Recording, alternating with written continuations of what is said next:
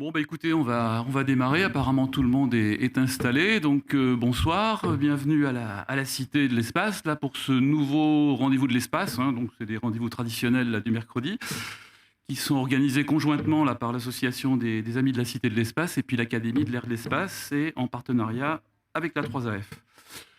Donc, la conférence de ce soir s'intitule L'horloge Pharaon dans l'histoire du temps. Vous avez l'illustration là, au-dessus sur l'écran. Donc c'est une conférence qui se propose de nous conter un peu l'histoire de la mesure du temps, donc je dirais des cadrans solaires jusqu'aux horloges atomiques, hein, donc qui aujourd'hui rythment notre perception du temps depuis les années à peu près 1960, si je ne me trompe pas trop. Et on va s'intéresser tout particulièrement à l'histoire de l'horloge atomique spatiale Pharaon, dont le développement n'a pas été un long processus tranquille, mais qui devrait enfin rejoindre l'espace et l'ISS, la Station spatiale internationale, en début d'année prochaine. Alors, outre le fait que Pharaon deviendra une référence de temps là, pour toutes les horloges de la Terre, elle sera surtout à même de cartographier la distorsion de l'espace-temps et puis permettra, on l'espère, de tester la fameuse théorie de la relativité d'Einstein et de servir quelque part aussi à faire avancer la science. C'est ce que va nous expliquer Didier. Donc Didier Massonnet, c'est notre compteur de ce soir, hein. Donc Didier a un double cursus d'ingénieur diplômé de l'école polytechnique et de chercheur en géophysique. Donc il est en train de terminer une carrière spatiale là, qui a été remarquable au CNES, donc très longtemps là, sur les systèmes d'imagerie par radar, hein, où il a quand même fait progresser un peu les méthodes de traitement. Et puis ensuite sur le programme Pharaon, là, qui je dirais qu'il a porté un peu à bout de persévérance et de patience, ce qui me permet d'ailleurs de conclure un peu cette brève introduction en disant que Pharaon, finalement, c'est qu'une question de temps. Bon, à toi Didier.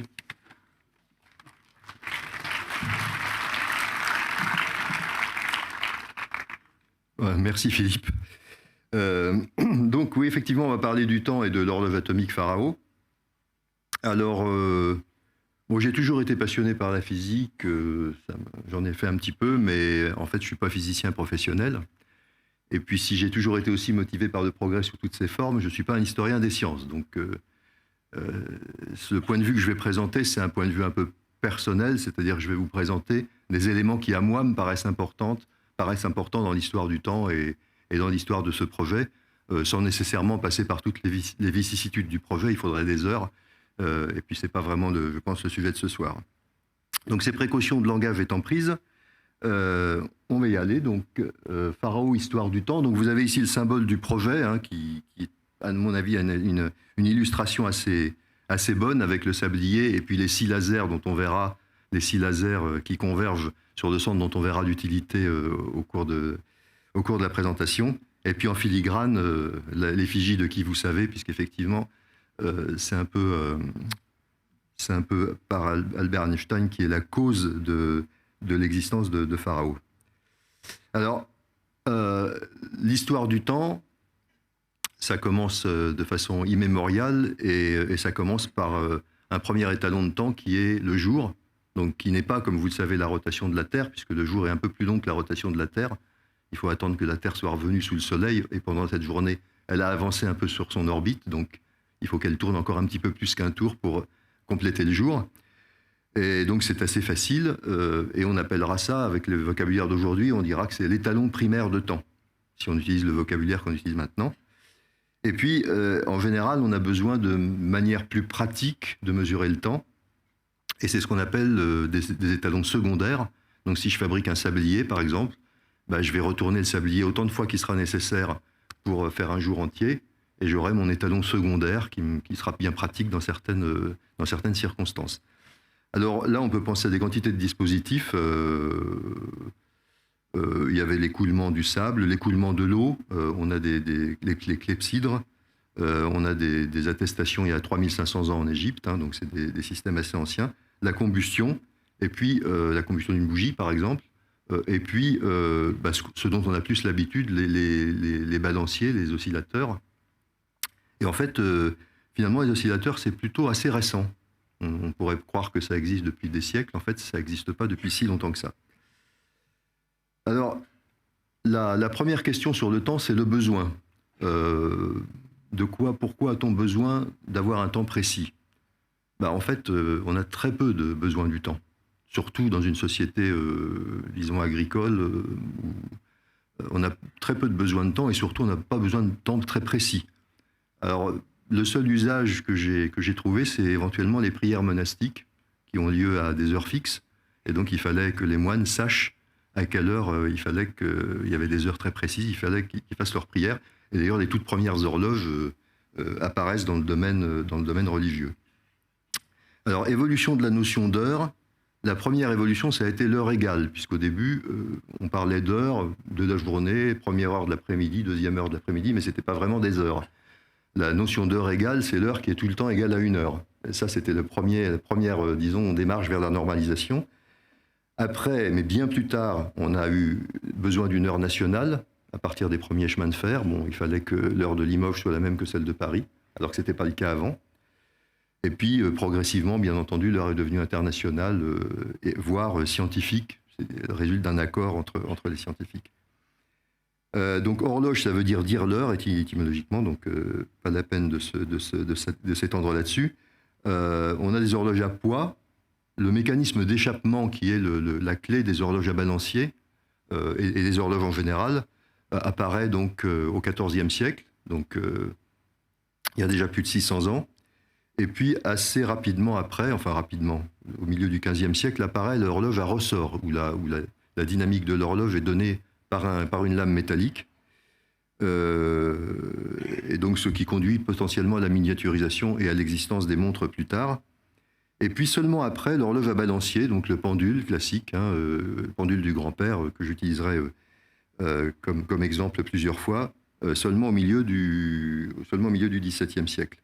Alors, quelques personnages clés, donc Galilée, philosophe, astronome, physicien, qui a découvert l'isochronisme, c'est-à-dire le fait qu'un balancier des balanciers de même longueur, quelle que soit leur masse, battent au même temps. Et puis, il a aussi suggéré l'utilisation des satellites de Jupiter comme horloge. Et ça, c'est vraiment génial, même si c'est relativement difficile à mettre en œuvre. Effectivement, la disparition des satellites de Jupiter qu'il a découvert, donc la disparition des satellites de Jupiter derrière Jupiter, c'est une indication de temps qui pratiquement est la même où que soit l'endroit où on est sur Terre. Et donc c'est vraiment, ça met tout le monde d'accord par rapport aux problèmes de longitude sur lesquels je reviendrai. Christian Huygens, lui, mathématicien, physicien, il a trouvé le moyen de rendre l'isochronisme de Galilée exact, c'est-à-dire qu'en pinçant un petit peu le début de la corde du pendule, il a réussi à démontrer que l'isochronisme était exact, alors que l'isochronisme de Galilée n'est valable que quand les amplitudes du pendule ne sont pas trop fortes. C'est un détail. Et puis une autre personne très importante, c'est John Harrison. Alors lui, c'est un ébéniste, donc rien à voir avec ni un philosophe ni un physicien. Et c'est lui qui a donc inventé le chronomètre de marine, sur lequel je reviendrai, qui était capable, dans des conditions d'embarquement sur un navire, d'avoir un décalage de 30 secondes par an, ce qui est absolument remarquable quand on sait que les moindres dilatations, l'humidité, les changements de température, etc., il a réussi cette prouesse. Parce qu'en fait, à un moment, les horloges sont devenues stratégiques. Elles sont devenues stratégiques, en fait, pour la navigation. Bon, pour la latitude, on n'a pas tellement de problèmes pour déterminer sa latitude avec les étoiles dès que le ciel n'est pas couvert. En revanche, la longitude, finalement, c'est répondre à la question, quand il est midi sur mon méridien de référence, quelle heure est-il là où je suis? Et ça, on n'a aucun moyen de le savoir, à part éventuellement les satellites de Jupiter, mais enfin, sur un navire, les satellites de Jupiter, c'est quand même pas quelque chose de très facile à mettre en œuvre. Et donc, les Britanniques ont connu un désastre naval en 1707. 4 frégates, à cause d'une erreur de longitude, se sont échouées sur un récif. Il y a eu plus de 2000 marins tués. Et donc, les Anglais ont pris le taureau par les cornes et ils ont institué un certain nombre de lois qui, notamment, récompensent les gens qui font progresser la technologie des horloges. Donc, l'horloge devient stratégique à ce moment-là. Et on est vraiment dans un usage tout à fait important. Et ça a été le début de la course à la précision. Et donc Harrison a proposé ces chronomètres de marine et a fini par remporter le prix qui était proposé. Il a fait plusieurs générations de chronomètres. Et donc son chronomètre faisait 30 secondes par an. Et alors ce qu'il faut bien comprendre, c'est qu'est-ce que ça veut dire ces 30 secondes?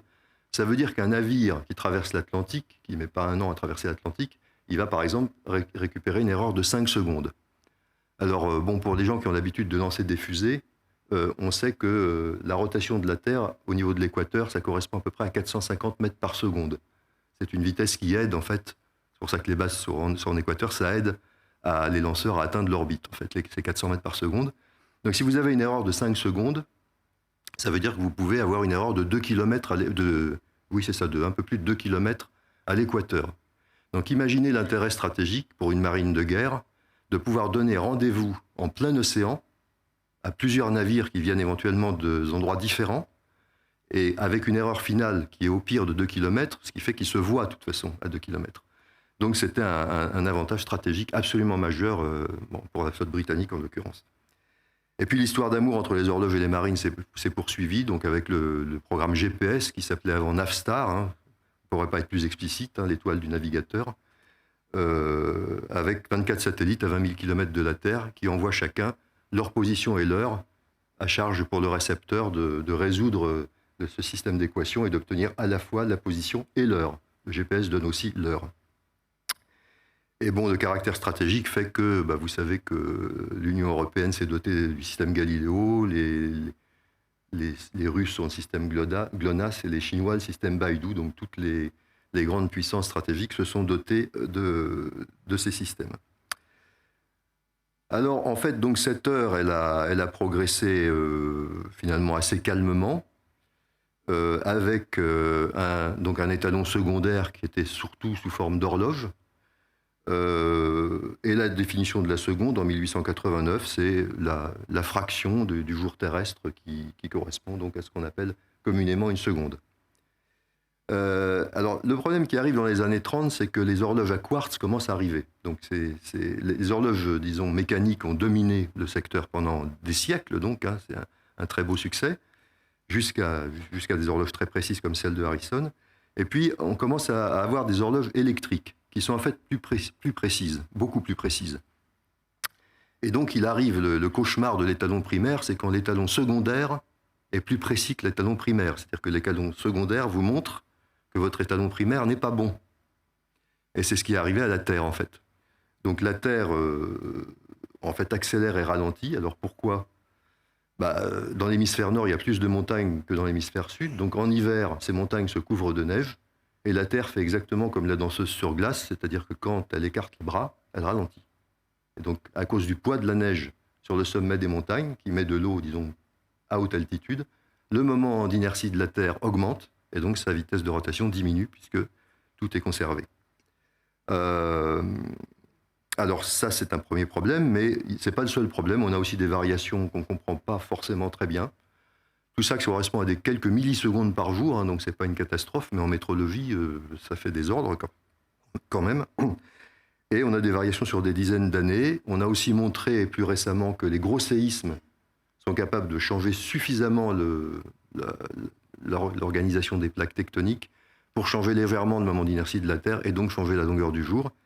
Et puis on a aussi un effet séculaire, c'est-à-dire que l'éloignement, le ralentissement de la rotation de la Terre sous l'effet de la Lune provoque donc la Terre ralentit, donc la Lune s'éloigne, puisque là encore le moment total doit être conservé, donc la Lune s'éloigne de 3 cm pour compenser le ralentissement de la Terre.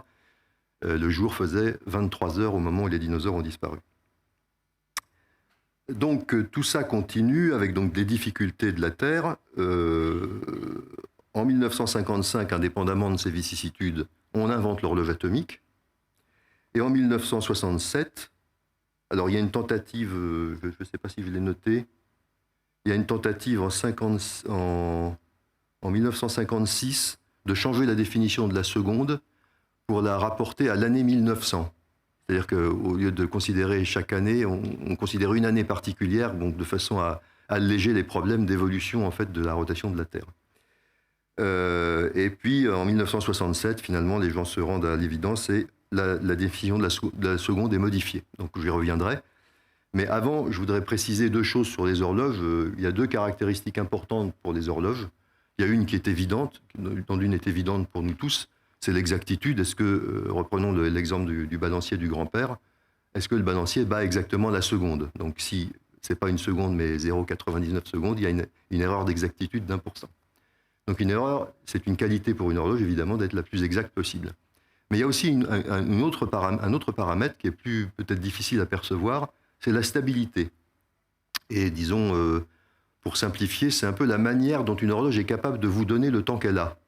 Imaginez que vous avez cette horloge du grand-père, mais que le verre devant le balancier est un verre dépoli. Donc vous voyez bien le balancier, mais vous n'êtes pas sûr qu'il est passé, vous n'êtes pas sûr où est l'extrémité, etc.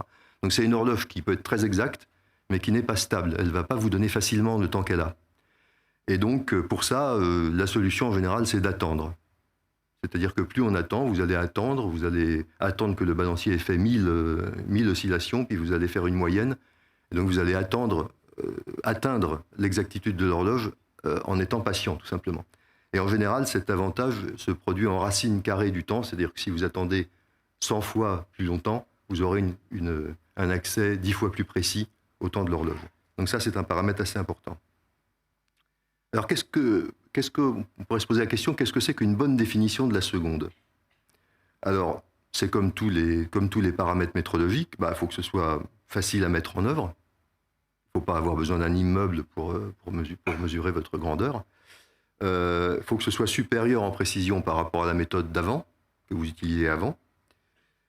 Si possible, il faut que ce soit stable dans le temps. Alors ça, ce n'est pas forcément une obligation très forte. Si on connaît la variation dans le temps, j'y reviendrai dans un instant. Et puis alors deux choses qui sont plus des besoins intellectuels. Alors je ne sais pas à quel niveau les métrologues mettent ces besoins, mais je dirais on a quand même envie qu'une mesure soit universelle. Alors je ne suis pas sûr qu'il y ait des physiciens dans la galaxie d'Andromède, mais on aimerait bien quand même pouvoir leur expliquer comment on mesure le temps de façon à ce que ça ne leur pose pas de problème. Et puis une question un peu connexe, on aimerait bien ne pas avoir besoin d'un étalon physique. Parce que, toujours prenant l'exemple de la galaxie d'Andromède, si je leur dis ma planète elle tourne comme ça leur donne pas forcément de bonnes indications. Et donc les étalons, en fait, on n'a pas tellement envie des étalons, parce que c'est pas facile à gérer. Je vous montre une image ici de l'étalon kilogramme, donc qui est gardé au pavillon de Breteuil sous 2 cloches en verre. C'est du plateau iridié qui s'oxyde très peu, etc. Il y en a quelques exemplaires qui ont été fabriqués, et puis leur masse commence à dériver. Alors il s'agit de centièmes de milligrammes ou de dizaines de microgrammes, je ne me souviens plus. Mais enfin, ça pose toujours un problème d'avoir un étalon physique. C'est pas facile de le comparer, il faut le transporter, etc. Donc on essaye de s'en passer. Et les physiciens se sont passés du kilogramme étalon en 2019, c'est donc assez récent. Et je crois qu'il n'y a plus aucune mesure de la métrologie moderne qui repose sur l'existence physique d'un étalon qu'on essaye de reproduire. Alors, on pourrait penser à quoi? Alors, il y a des sources radio lointaines qui pourraient, disons, qui sont extrêmement précises pour la mesure de la rotation de la Terre. Donc, on pourrait s'acharner avec la rotation de la Terre et puis essayer de la caractériser du mieux possible. Mais interférométrie à longue base, ce n'est pas des choses qui se mettent dans une poche. C'est des observatoires astronomiques, donc ça ne remplit pas les critères que je vais citer. Une idée originale aussi, c'était d'utiliser les étoiles à neutrons proches, les pulsars, qui nous envoient de façon extrêmement régulière des bouffées d'énergie. Donc c'est des étoiles compactes qui tournent très vite, qui a plusieurs centaines de tours par seconde autour d'elles-mêmes. Et on pourrait imaginer de regarder les quasars qui sont proches. Alors proches, ça peut vouloir dire 5000 années-lumière, et puis en faire une moyenne et avoir une base de temps. Mais donc là aussi, c'est pas très pratique, il faut des observatoires. Même par rapport à la galaxie d'Andromède, qui est à 2 millions d'années-lumière, le physicien sur Andromède, il dit vos quasars, vos étoiles à neutrons, moi ça me dit rien. Et donc finalement, la solution, c'est d'utiliser les vibrations intrinsèques des atomes, et donc d'utiliser la spectroscopie, les vibrations universelles des atomes. Alors universelle, pour être tout à fait prudent, ça reste une hypothèse. C'est-à-dire qu'on a effectivement l'hypothèse que la matière se comporte de la même façon partout dans l'univers. Et ça reste une hypothèse. On n'a rien pour aller contre, et ça paraît très très naturel. Mais il faut toujours garder à l'esprit qu'il y a toujours des hypothèses, en fait, éventuellement cachées.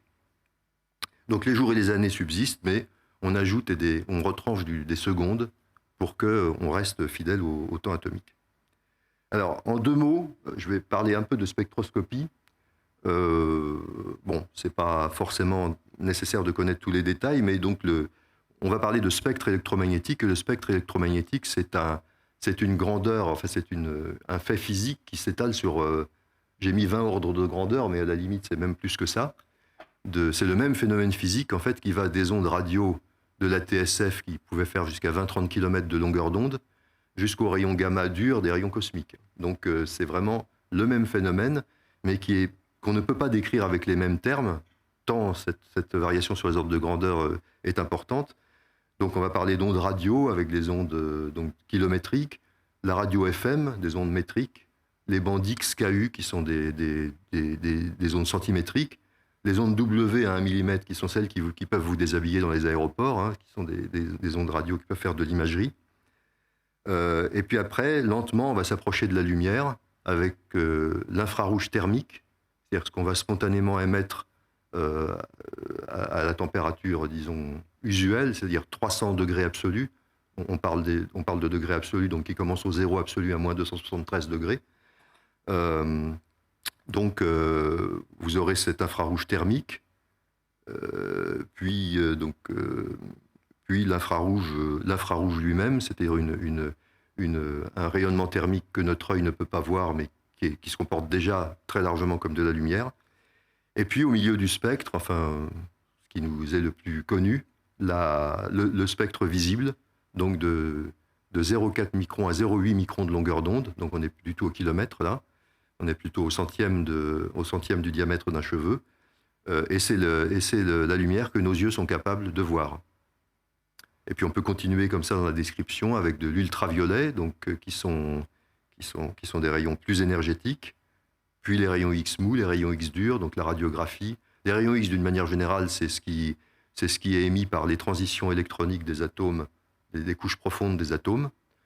Et puis les rayons gamma, qui sont plutôt associés aux réorganisations au sein des noyaux atomiques, donc qui sont des rayonnements encore plus puissants. Et pour ces rayonnements-là, en fait, la longueur d'onde n'est plus une mesure vraiment appropriée. Et donc, on utilise l'énergie, les électronvolts. En fait, un électronvolt, c'est l'énergie qu'un électron prend quand il franchit une différence de potentiel d'1 volt. Donc, ça correspond à peu près, mot en malin, au rayon lumineux de la lumière visible, à peu près, plutôt l'ultraviolet. Et puis, on peut aller jusqu'au méga-électronvolt, 1 million, giga-électronvolt. Et je crois qu'il y a des rayonnements dans l'univers dont on ne sait pas vraiment qui sont extrêmement puissants et dont on ne sait pas vraiment quelle est exactement leur source. Donc la plupart de la lumière qu'on voit, c'est une lumière thermique, c'est-à-dire qu'elle est produite par un corps qui est porté à une certaine température. De soleil à 6000 degrés, il rayonne dans le jaune. Nous, en infrarouge thermique, on rayonne vers 10 microns, donc certains appareils peuvent voir ce type de rayonnement. Et c'est une caractéristique de la température que d'émettre à une certaine longueur d'onde ou une certaine lumière ou une certaine fréquence, c'est pareil. Et puis évidemment, c'est pas quelque chose de très précis, hein, ça bave des deux côtés, ce qui fait qu'une lampe à incandescence, par exemple, dont le filament n'est qu'à 3000 degrés, émet quand même une partie de son spectre dans le visible, une petite partie. C'est l'origine du faible rendement de ces lampes. Il n'y a que 6% de l'énergie qui finalement est utile. Bon, ces lampes ne sont plus en vente pour cette raison. Donc l'électronvolt correspond à peu près à 10 000 degrés. Vous avez certaines étoiles dans l'univers dont les températures de surface sont de 30 000 degrés, donc elles émettent plutôt dans le bleu et l'ultraviolet. On peut les voir en astronomie, hein, avec des jumelles. Ça, c'est le rayonnement, disons, chaotique, hasardeux, enfin, des corps qui sont chauffés. Et puis, on a aussi les rayonnements qui sont envoyés par les atomes. Alors, cela, c'est exactement le contraire, c'est des fréquences très précises, qui correspondent à un changement d'énergie d'un électron, par exemple, passage d'une orbite à une autre orbite, et c'est ce qu'on appelle un spectre de raies, parce que ça envoie justement des couleurs qui apparaissent comme des raies dans un spectre, qui sont très précises. Et les atomes, en fait, ont littéralement des empreintes digitales avec leurs raies d'émission et d'absorption. l'atome est capable d'absorber une lumière de cette longueur d'onde ou de réémettre une lumière de cette longueur d'onde. Et quand je dis que c'est une empreinte digitale, ça veut dire que même si tout le spectre est décalé, on va assez facilement reconnaître l'atome qui est à l'origine du rayonnement. Parce qu'en fait, ces spectres peuvent être décalés à cause de l'effet Doppler, j'y reviendrai dans un instant. Donc, le spectre de Ray, en fait, dénote la présence d'un atome dans une étoile, par exemple. Et puis, ça peut être aussi une raie d'absorption. C'est-à-dire qu'imaginez que vous avez un rayonnement qui vient d'une étoile et puis il traverse un nuage de poussière. Il y a un atome particulier qui va éventuellement se servir dans la lumière qui arrive. Il va dire, tiens, j'ai une longueur d'onde qui m'intéresse. Il va la supprimer. Il va finir par la réémettre quand son électron va se désexciter, mais il va la réémettre dans n'importe quelle direction, donc pas forcément dans la direction de votre œil, évidemment. Et donc on peut voir des spectres où il manque des longueurs d'onde, et c'est un spectre en fait,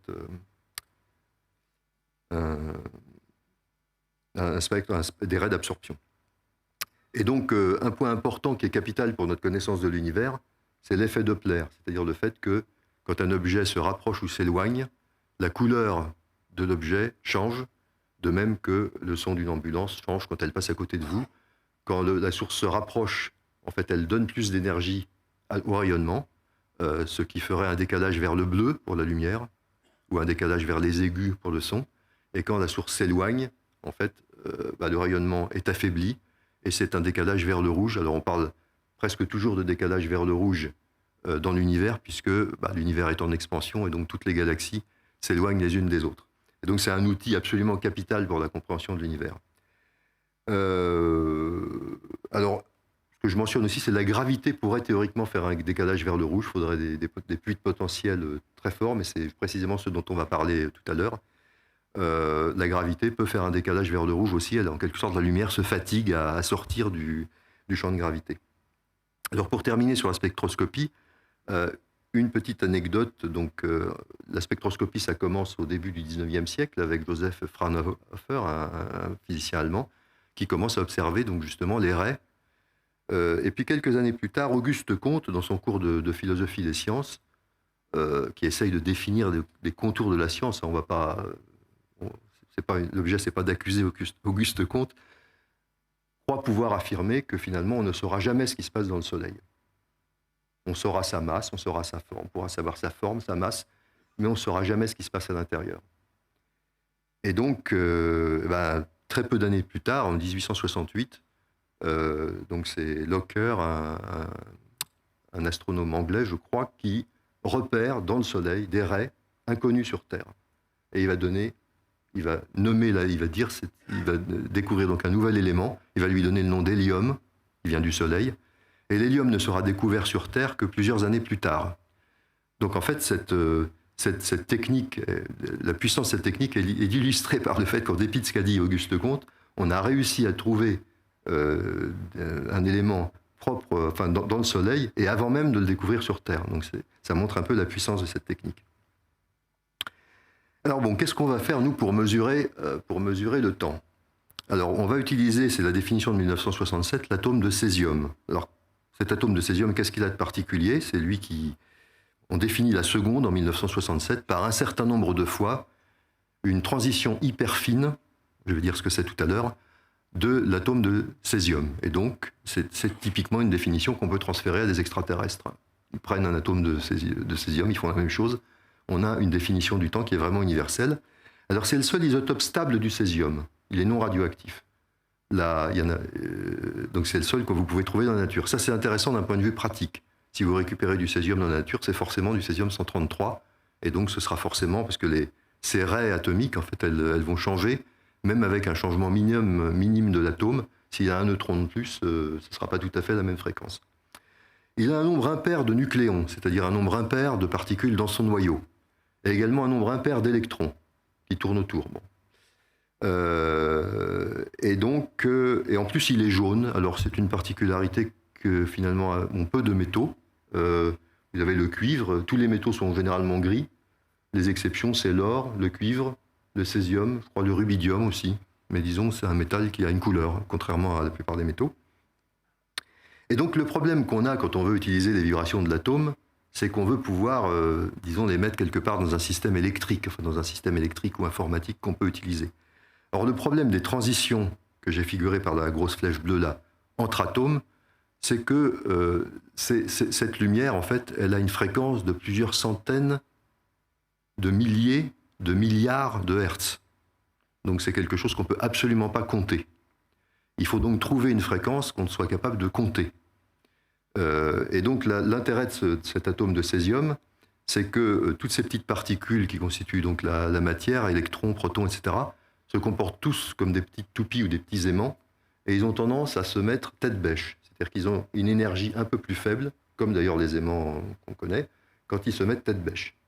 Ils minimisent leur énergie. Et donc, toutes ces particules vont le faire aussi bien dans le noyau que dans le cortège électronique. Et comme le césium a un nombre impair d'électrons et un nombre impair de nucléons, forcément, il reste un célibataire dans le noyau et il reste un célibataire dans le cortège électronique. Et il y a une toute petite énergie qui dit « Ah, c'est quand même mieux quand ces deux célibataires sont tête bêche ». Et ça correspond à un changement de fréquence. Donc toute petite énergie dit faible fréquence, toute proportion gardée, et c'est une fréquence de l'ordre de 10 GHz. Donc 10 GHz, c'est quelque chose qu'on peut encore gérer par des systèmes électroniques. C'est pour cette raison que cette transition a été choisie. Alors, un point important, en tant que chef de projet d'une horloge atomique qui utilise du césium, je rencontre souvent des gens qui s'attendent à me voir luire la nuit, parce que, évidemment, une horloge atomique, c'est pas une horloge nucléaire. Hein. On réfléchit aux horloges nucléaires, mais pour le moment, c'est pas fait. Et puis, le césium, c'est un des produits de fission les plus néfastes. En fait, c'est même le césium-137, c'est sans doute le produit de fission le plus néfaste en cas d'accident. Mais en fait, ce sont des produits qui ont des durées de vie de 30 ans, et donc dans la nature, en fait, ils disparaissent aux échelles géologiques. Tous ces produits disparaissent très rapidement. Alors, on a vu tout à l'heure que finalement, fallait pouvoir observer les signaux d'horloge longtemps. Et donc, pour ça, les physiciens ont trouvé le moyen de refroidir les atomes, c'est-à-dire en fait de les ralentir. Et ça, c'est un point capital sur l'évolution des horloges. Les horloges atomiques à césium existent donc depuis 1955. On récupéré la torche olympique de la définition de la seconde en 1967. Et puis, on fait des progrès lents de métrologie. Et puis, dans les années 90, en fait, on a trouvé le moyen de ralentir les atomes. Alors, ce ralentissement utilise l'effet Doppler dont j'ai parlé tout à l'heure. Imaginons que j'éclaire, là c'est l'image numéro 1, j'éclaire un atome avec un rayonnement qui est tout juste insuffisant pour déclencher une transition électronique. Donc, il n'y a pas assez d'énergie pour qu'il puisse faire monter un de ces électrons d'une orbite à l'orbite plus haute. Donc, il ne se passe rien. Si l'atome s'éloigne de mon rayonnement, ça va être pire parce que le rayonnement va être décalé vers le rouge, donc il va être encore moins énergétique. En revanche, si l'atome se dirige vers le rayonnement, il se peut que ce petit coup de pouce du mouvement de l'atome fasse que l'électron de l'atome va pouvoir absorber le rayonnement. Et ça lui donne une sorte de petit coup de poing. Il va recevoir cette particule de lumière, ça va le ralentir. Et puis au bout d'un moment, il va rééjecter cette particule de lumière, mais il va la rééjecter dans une direction aléatoire. C'est-à-dire que le résultat des courses, c'est que l'atome qui se dirige vers le faisceau laser, il va recevoir une quantité de petits coups de poing. Enfin, petits coups de poing, en fait, il freine à 100 000 G. C'est-à-dire, il freine à 100 000 fois l'intensité de la pesanteur. On est dans des ordres de grandeur avec des objets qui pèsent très peu, etc., des flux importants. Et donc, cet atome, il va littéralement s'arrêter, il va être arrêté par le laser. Et il ne va pas récupérer cette énergie, puisqu'il va la réémettre avec tous ces photons, il va les réémettre aléatoirement, donc ça va le faire vibrer un peu, mais il ne va pas reprendre une vitesse globale. Et donc, il suffit, si j'ose dire, d'éclairer un nuage d'atomes par 6 faisceaux laser qui viennent de toutes les directions pour en fait les immobiliser et les réduire leur vitesse à quelques millimètres par seconde, ce qui correspond en termes de température à 1 millionième de degré. Donc en fait, avec des lasers, on peut très facilement, enfin assez facilement, créer des atomes qui sont plus froids que n'importe quel point dans l'univers, puisque l'univers, en fait, il n'y a pas tellement d'endroits qui sont à moins de 3 degrés absolus la force du rayonnement fossile. Donc on est vraiment sur un endroit exceptionnellement froid dans l'univers. Et les atomes se groupent sous forme de nuages. Et mieux encore, il suffit de changer un peu, d'augmenter un peu la fréquence d'un des lasers et de diminuer la fréquence du laser qui lui fait face pour que l'équilibre ne soit pas l'immobilisme, mais une vitesse constante. Donc en fait, avec cette méthode, on peut non seulement refroidir et immobiliser les atomes, mais on peut aussi les lancer globalement avec les lasers. Donc ça a valu le prix Nobel au physicien français Claude Cohen-Tanucci en 1997. Et les physiciens qui sautent tout de suite sur les occasions y ont vu l'occasion d'améliorer encore les horloges atomiques avec le principe de ce qu'on appelle la fontaine atomique. Donc la fontaine atomique, c'est un système qui utilise donc les lasers pour refroidir les atomes, les lasers pour les lancer, et puis on va attendre qu'ils retombent. Donc plus longtemps on attend, mieux ça vaut. Donc on va les lancer à travers une structure de mesure radioélectrique. Je vais vous passer un petit film qui vous expliquera un petit peu mieux comment ça se passe. Et puis, sous l'effet de la pesanteur, les atomes vont retomber. On essaye de les lancer le plus haut possible, mais enfin, il faut protéger tout ça des champs magnétiques, enfin, et puis il faut que le dispositif reste maîtrisable. Donc en pratique, c'est plutôt 50 cm maximum. Hein. On ne peut pas les lancer à 100 mètres de hauteur et attendre qu'ils retombent. Et donc ça, c'est le principe de la fontaine atomique, et donc qui sont devenus fontaines atomiques, qui sont devenues rapidement les références des horloges atomiques, c'est-à-dire les premiers de la classe en quelque sorte des fontaines atomiques qui sont plus précises que les autres. Et puis les physiciens ont tout de suite pensé aussi que l'avantage de l'impesanteur, c'est-à-dire que si on lance cette boule atomique dans un endroit où il n'y a pas de pesanteur, théoriquement on peut attendre beaucoup plus longtemps avant de mesurer les atomes et donc gagner encore en précision. Et c'est le principe de l'horloge Faraó. Alors je vais vous passer un petit film qui explique ce principe et qui va déflorer un peu d'ailleurs l'objectif de mission de Faraó. Ça dure 2 minutes. Hein.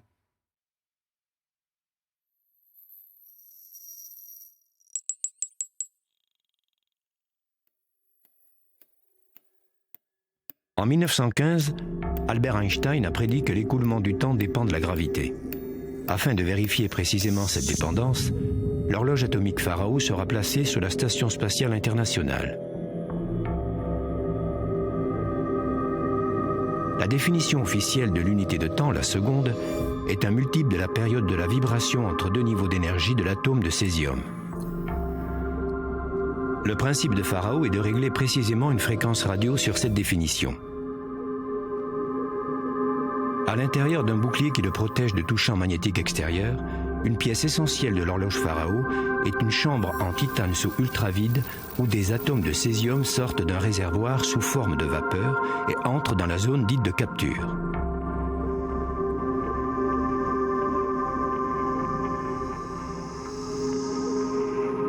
Six faisceaux laser capturent et refroidissent ces atomes à une température extrêmement basse, 1 millionième de degré absolu. Le nuage d'atomes froids est alors lancé par laser au travers de la chambre ultravide. Un signal radio place certains atomes dans le premier niveau.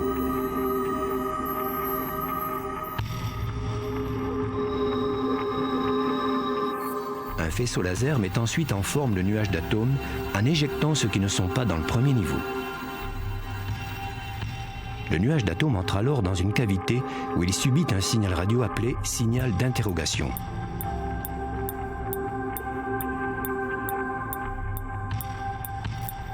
À sa sortie, le nuage d'atomes voit une partie de ces atomes basculer sur le second niveau du fait du signal radio. Illuminés par un laser particulier, ces atomes se mettent à briller. Une photodiode capte cette lumière, ce qui permet de mesurer le nombre d'atomes.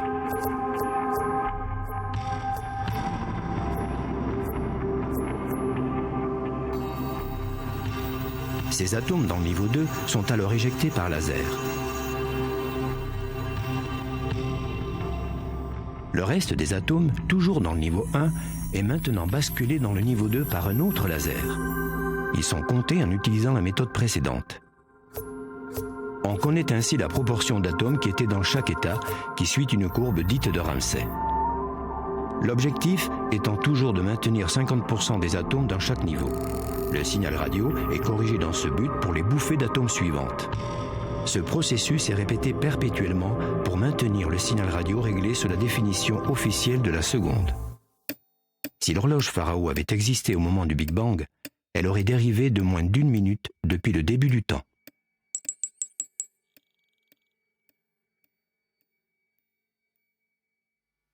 Bon, alors vous avez, je ne vais pas rentrer dans le détail en fait du fonctionnement des horloges. Bon, le film est assez explicite. Enfin, vous avez vu qu'on travaille avec une onde radio, mais qu'en fait il y a des lasers partout. Hein. Donc effectivement, c'est une horloge radio, mais en fait on utilise des lasers tout le temps. Et c'est une des raisons de la complexité de la mise en œuvre. Donc jusqu'ici, on a montré l'évolution du temps et de sa mesure jusqu'au nec plus ultra, qui est donc la fontaine atomique. En fait, il y a un peu mieux maintenant, j'y reviendrai un peu plus tard. Mais ce qui est arrivé aussi, un point important, c'est ce qui est arrivé au temps, justement, parce qu'au XXe siècle, le temps a subi un bouleversement considérable du fait des théories d'Albert Einstein. Donc la relativité restreinte d'une part, la relativité générale. Donc ce qui troublait les physiciens, c'est que la vitesse de la lumière est constante, qu'on l'aide ou pas. C'est-à-dire que si vous lancez un faisceau lumineux dans la direction où la Terre, disons, roule sur son orbite, ben, il ne va pas plus vite que si vous lancez un faisceau lumineux perpendiculaire. Donc ça, c'est quand même très troublant. Ça ne correspond pas du tout à notre expérience quotidienne sur l'addition des vitesses. Et il a fallu revoir toutes les mathématiques des changements de repères pour arriver à tenir compte de ça. Et ça a donné la relativité restreinte. Et puis, cette relativité, elle a été... Donc, en gros, il n'y a pas de repère absolu. Vous ne pouvez pas savoir que il n'y a pas de vitesse absolue par rapport à l'univers. Rien ne peut... Vous pouvez vous raccrocher à rien pour avoir une référence absolue dans l'univers. D'où le nom de relativité. Et puis, Einstein a voulu, disons, aller plus loin. Et il a développé une théorie qui obéit au principe de ce qu'on ne peut pas savoir si on est dans un champ de gravité ou dans un objet qui accélère. C'est-à-dire vous êtes dans une cabine fermée, vous ne savez pas si vous êtes dans un ascenseur arrêté sous l'effet de la gravitation de la Terre, ou si vous êtes dans une boîte qui accélère, avec la même accélération que l'accélération de la Terre. Donc ça donne des résultats étonnants au niveau de... Donc il y a des... il a été trouvé donc les outils mathématiques qui rendent compte de tout ça. Et ça donne des résultats étonnants. Alors je ne vais pas vous assommer avec des équations, mais enfin la difficulté de rendre compte du fait que la vitesse de la lumière n'est pas améliorée quand on lui ajoute une vitesse, par exemple quand on tire un faisceau laser depuis un TGV, ça force à disons, émettre des facteurs de contraction du temps qui font en pratique que tout repère qui se déplace par rapport à nous vieillit moins vite que nous. Et ce facteur de contraction, il est exprimé par la formule V2 sur C2. Alors, la formule n'a pas d'importance en soi, mais V, c'est la vitesse du repère, et C, c'est la vitesse de la lumière. Donc, la vitesse de la Terre, 30 km par seconde sur son orbite, c'est 1/10 millième de la vitesse de la lumière. Et donc, ce facteur, au carré, ça fait 1/100 millionième. Donc, c'est pour cette raison que les effets relativistes, même pour des vitesses assez considérables comme celle de la Terre, aboutissent à des effets, en fait, à peine décelables. Et puis, pour la relativité générale, donc là, c'est plutôt la gravitation, c'est-à-dire que la formule ressemble, avec la constante de gravitation, la masse de l'objet qui vous attire, et puis la distance à laquelle vous êtes de cet objet. Alors, ce qui est assez amusant, c'est que si on fait un lien avec la mécanique spatiale, on se rend compte que cette expression qui est sous la racine carrée, là, elle correspond à la vitesse de libération au carré. La vitesse de libération, c'est la vitesse qui permettrait à l'objet qui est dans le champ de gravitation de s'en échapper. Donc finalement, en faisant cette remarque, on voit que les deux formules sont en fait les mêmes. Dans un cas, vous avez la vitesse du repère par rapport à vous, qui contracte le temps pour les gens qui vont plus vite que vous, en fait. Et puis dans l'autre cas, vous avez la vitesse qui permet à l'objet qui est dans le champ de gravité, qui permettrait à l'objet de vitesse virtuelle, donc qui permettrait à l'objet qui est dans le champ de gravité de s'en échapper. Et cet objet qui est dans le champ de gravité, il vieillit moins vite que vous. Donc la relativité, c'est ça, on vieillit plus vite, moins vite.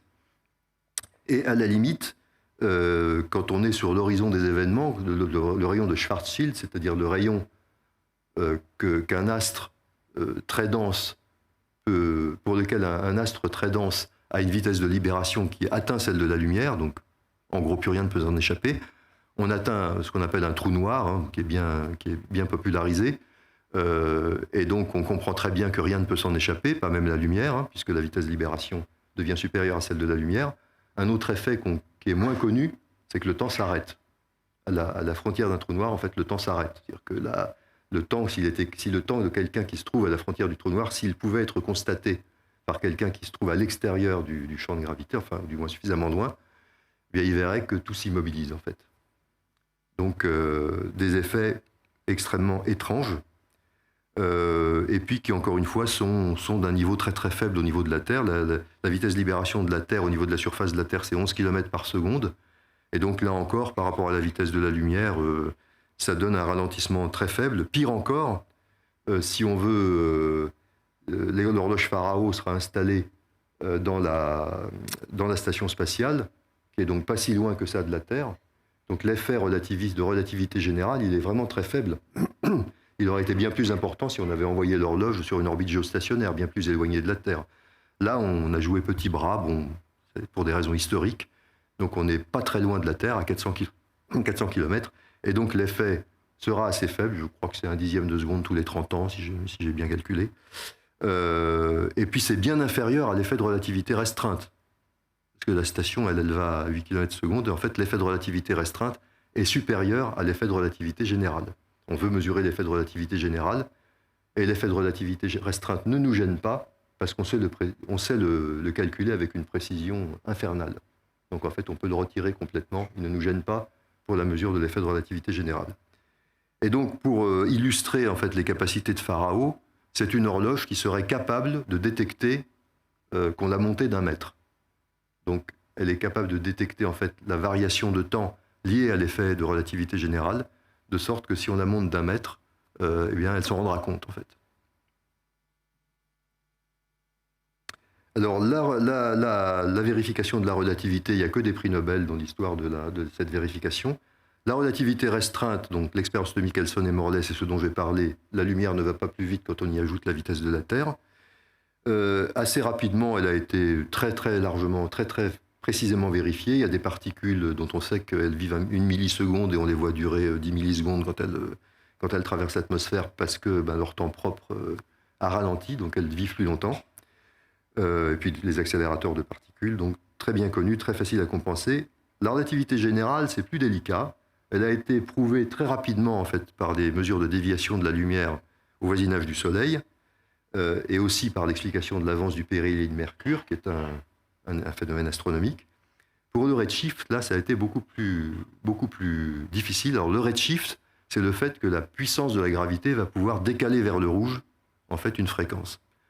Donc, ça n'a été montré pour la première fois qu'en 1962, avec une expérience très subtile. Bon, je ne peux pas rentrer dans les détails, mais c'était très astucieux. Par la NASA, en 1976, ils ont lancé une horloge dans l'espace qui était suivie par une horloge au sol. Et donc, dans le premier cas, on a vérifié l'effet à 1%. Dans le deuxième cas, 0,1%. Et puis, ce que vise Pharaon, c'est de faire la vérification au millionième.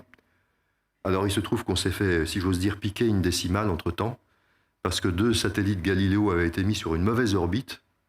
Et bon, comme les physiciens sont très astucieux, ils en ont profité pour utiliser les horloges atomiques qui se trouvaient à bord de ces 2 satellites pour arriver à gagner une décimale par rapport à ce qui s'était fait en 1976. Et donc, il nous reste, si j'ose dire, une décimale. Et donc, pour cette précision, il faut que Pharaon réalise la seconde physique à 10-16, c'est-à-dire avec une précision de 1 divisé par 1 suivi de 16 zéros. Donc c'est quand même une précision énorme. Et pourquoi on a besoin de ça ? Parce que les physiciens veulent vérifier la relativité générale. Alors on sait déjà qu'elle est vérifiée, on sait déjà qu'elle est correcte, mais on sait qu'elle est incompatible avec certaines prédictions de la mécanique quantique, qui est elle aussi un très grand succès dans son domaine. Et donc, faute de mieux, on essaye de réduire les boîtes d'erreur pour voir si à un moment, ça va clasher. Et il y a des théories physiques qui sont prêtes à, disons, reprendre le flambeau selon le niveau de violation qu'on pourrait trouver sur la relativité générale. Donc c'est une expérience qui a été proposée il y a très longtemps, donc dans la foulée en fait, du prix Nobel et de la découverte de Claude Cohen-Talucci.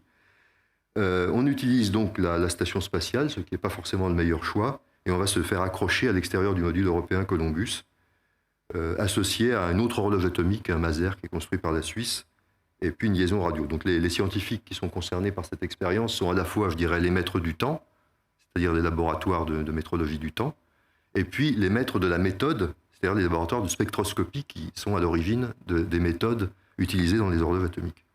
Donc l'objectif scientifique, c'est de voir si la relativité est violée ou pas. Et puis ça peut servir aussi à comparer des horloges de façon intercontinentale. Et bizarrement, Pharao pourra servir à comparer des horloges qui seraient même éventuellement plus performantes qu'elles, puisque on peut comparer deux horloges à un jour d'intervalle en ayant traversé l'Atlantique en 20 minutes. Il y aura l'erreur de Pharao qui s'applique pendant 20 minutes, et puis si on recommence 24 heures plus tard, même une horloge plus précise que Pharao sera contrainte par les deux mesures à 24 heures d'intervalle, en dépit de l'erreur de Pharao sur les 20 minutes de traversée de l'Atlantique. Alors c'est un programme qui a connu des difficultés considérables. Alors je ne vais pas faire une liste des difficultés ni la liste des retards, ce serait un peu fastidieux. Donc il nous faut une enceinte ultra vide, les atomes se déplacent dans un vide très poussé. Vous prenez la pression atmosphérique et vous la divisez par 1 suivi de 13 zéros. Je ne vais pas parler on peut parler avec des... Et donc notamment le vide est bien meilleur, le vide dans Pharao est bien meilleur que le vide autour de la station spatiale, le vide spatial donc, qui se trouve autour de la station spatiale. Pour les gens qui se diraient, c'est simple, il suffit de vous envoyer vos atomes comme ça en espace libre, et puis non, ça ne marche pas parce qu'il n'y a pas assez de vide. Donc pour ces vides-là, il n'est pas question d'utiliser des matériaux comme du plastique ou du caoutchouc. Il faut des métaux. Il faut que des métaux, parce que tous les autres matériaux, en fait, vont dégazer, vont exhaler des choses, des solvants, des choses comme ça. Donc il faut absolument utiliser que des métaux. Et au sol, c'est relativement facile. On utilise des joints en acier et on serre. Donc si on assemble une enceinte ultra vide, on utilise des joints en acier. Et pour peu qu'on serre assez fort, on arrivera toujours à écraser le joint de façon à obtenir l'étanchéité. Mais quand on veut lancer le bazar dans l'espace, c'est pas pareil, parce que si on serre la vis va casser avec les vibrations pendant le tir, et donc il faut absolument respecter le savoir-faire des mécaniciens spatiaux, c'est-à-dire être capable de lancer des objets qui résistent au tir. Et donc ça a posé des problèmes considérables, d'autant plus que vous avez vu, il y a des lasers partout. Je ne vais pas rentrer dans le détail de fonctionnement de chacun d'entre eux, mais il faut des hublots. Et donc des hublots dans un corps métallique, des hublots en silice dans un corps métallique. La silice et le métal, ce n'est pas des objets qui se fréquentent facilement. Donc là, le problème des joints entre ces deux matériaux très différents a posé des problèmes très sérieux. Il faut aussi une pompe. En fait, on utilise une pompe ionique, une pompe particulière qui fonctionne dans l'ultravide, mais qui a le défaut de ne plus fonctionner dès qu'on perd un peu de ce vide. Donc il est impératif, quand on a construit la cavité, de rester dans un vide suffisamment bon pour que la pompe ionique ne décroche pas, sinon l'expérience est perdue. Donc ça fait 10 ans qu'on vit avec l'épée de Damoclès d'avoir une panne de pompage en fait, sur la cavité ultravide.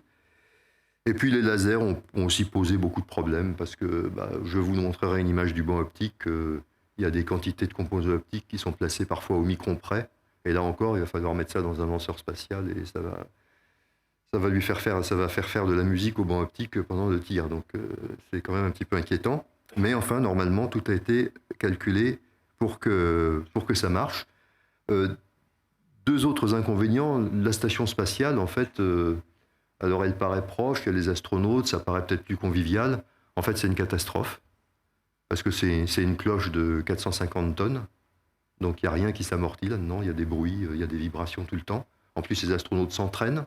Donc ils font tourner des petits vélos, etc. Donc ça, c'est très mauvais. Et puis la station spatiale, elle n'est pas du tout dans une bonne attitude par rapport au Soleil, donc elle passe son temps à chauffer, refroidir, etc. Donc c'est en fait une plateforme qui nous a causé beaucoup de difficultés, en dehors du fait de voler bas et donc de baisser la performance de l'horloge à performance égale. L'horloge aurait fait 10 fois mieux si elle avait été montée. Enfin, ça c'est pour des raisons historiques.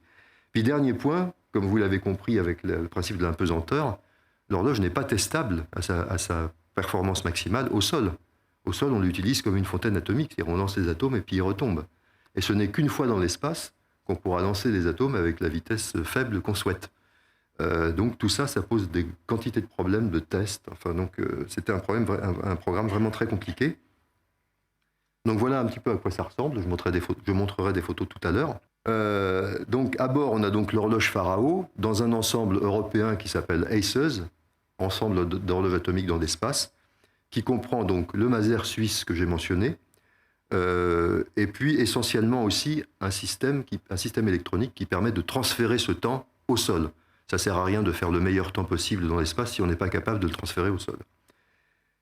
Et un certain nombre de systèmes auxiliaires. Et donc, en fait, Pharaon est une horloge exceptionnellement exacte, mais qui n'est pas très stable. Souvenez-vous de la planche que je vais montrer tout à l'heure. En fait, il lui faut une dizaine de jours pour lui extraire son temps extraordinaire. Et donc, ça, c'est un inconvénient. Et le maser suisse, lui, il a l'avantage, en fait, d'améliorer un peu la stabilité de Pharaon.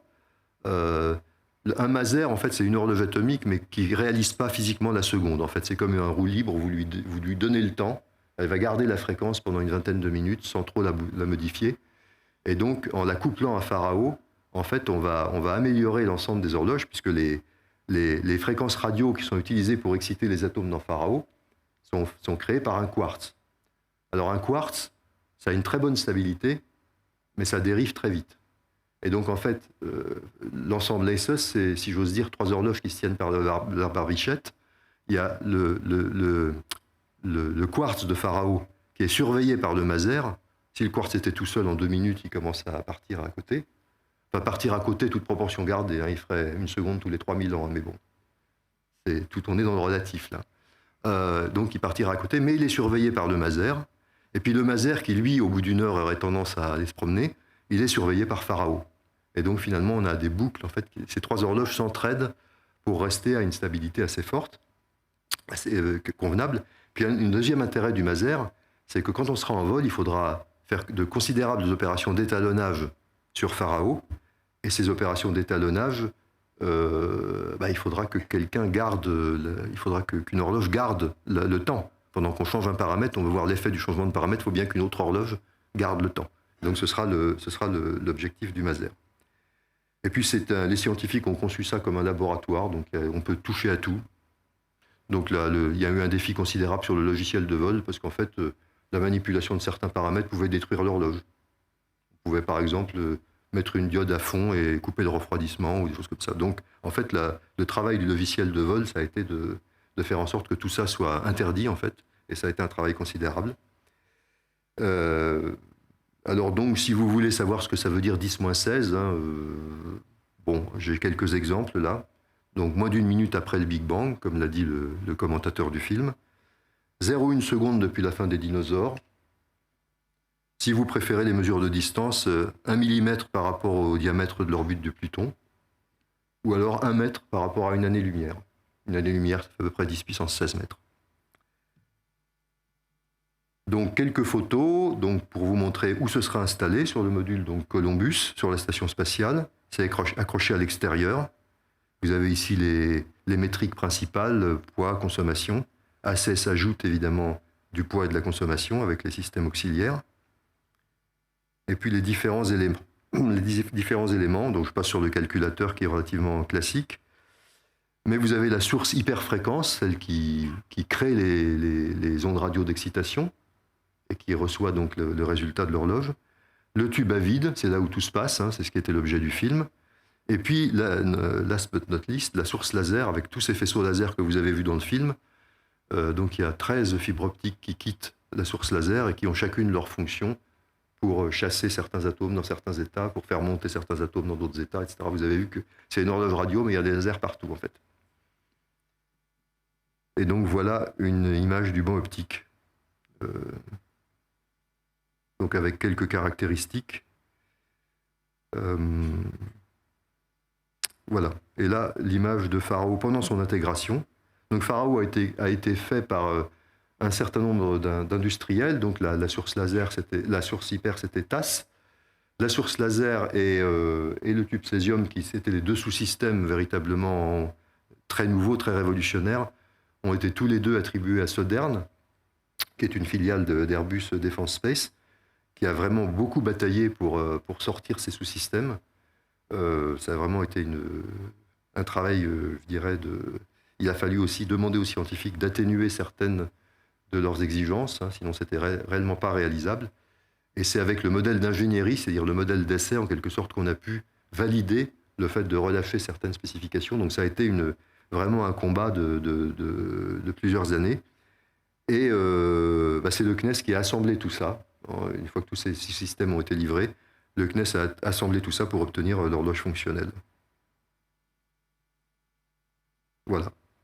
Donc ça, j'ai déjà mentionné que pour utiliser Pharao au sol, en fait, il faut la mettre verticalement pour éviter que le nuage d'atomes tombe tout de suite tombe par terre tout de suite.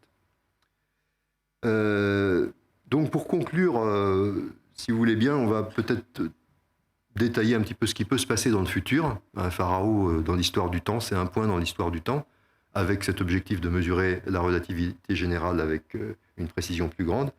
Qu'est-ce qui va se passer après? Alors en fait, ce qui va se généraliser, c'est les horloges optiques. Je vous ai dit que les centaines de milliers de milliards de hertz, c'était pas gérable. Eh bien maintenant, ça devient gérable. Et donc du coup, la démarche naturelle, c'est d'augmenter les fréquences, parce qu'en général, ça améliore la stabilité des horloges. Donc, s'il est possible de fabriquer des horloges optiques, c'est très intéressant de fabriquer des horloges optiques.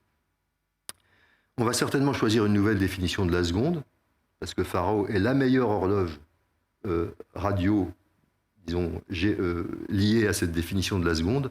On ne peut pas faire mieux. On est au bout de tout ce qu'on a pu faire. Et donc, il faut changer la définition de la seconde. Et pour la changer, il faut qu'elle soit compatible avec la définition précédente. Donc, il se peut que Pharao joue un rôle dans la définition, en fait, de l'horloge optique qui prendra la succession de la définition de la seconde. Alors, on constate que l'utilisation du temps, en fait, c'est devenu la base de toute la métrologie, c'est-à-dire qu'on ramène presque toutes les mesures de grandeur physique au temps, parce que c'est la mesure dont la précision a progressé le plus ces dernières années. Hein, la précision des horloges, c'est presque comme la loi de Moore. Hein, il y a une précision dans les 50 dernières années, avec une multiplication de la précision assez régulièrement. On a aussi la capacité de transfert de temps par fibre optique maintenant, qui se développe. Il est probable qu'on va devoir transférer la référence de temps dans l'espace. Je vous ai dit que Pharao, si on le monte d'1 mètre, déjà son temps n'est plus le même. Une horloge optique qui va être 100 fois plus exacte, si on la monte d'1 centimètre, son temps n'est plus le même. Donc imaginez, il y a une nappe phréatique qui s'accumule sous l'horloge, il y a un métro qui passe, enfin il y a des choses qui se passent.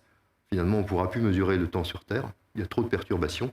Et donc, probablement, la référence de temps a vocation à s'installer dans l'espace, où elle fait le tour de la Terre, donc en moyennant tous les effets. Et donc, c'est probablement là que se situe, si j'ose dire, le futur de l'horloge parlante. Et puis, on explore aussi les technologies d'après. Les atomes, les noyaux des atomes sont caractérisés par des rayonnements extrêmement puissants qui sont des rayons gamma, mais il y a des transitions sur les atomes qui sont, disons, des transitions hyper fines, c'est-à-dire pas trop énergétiques, et on réfléchit déjà à utiliser certains atomes, certains noyaux pour les futures générations d'horloges. Alors ici, je vous ai montré la progression en fait des horloges optiques par rapport aux horloges radio. Donc vous voyez que les horloges radio sont dans une courbe déjà impressionnante, mais la courbe des horloges optiques, la courbe de progrès, est réellement invraisemblable. Et donc, on s'est déjà croisé, hein, le petit point bleu, c'est Pharao. Donc il y a déjà des horloges optiques au sol, elles ne sont pas spatialisables, qui font mieux que Pharao.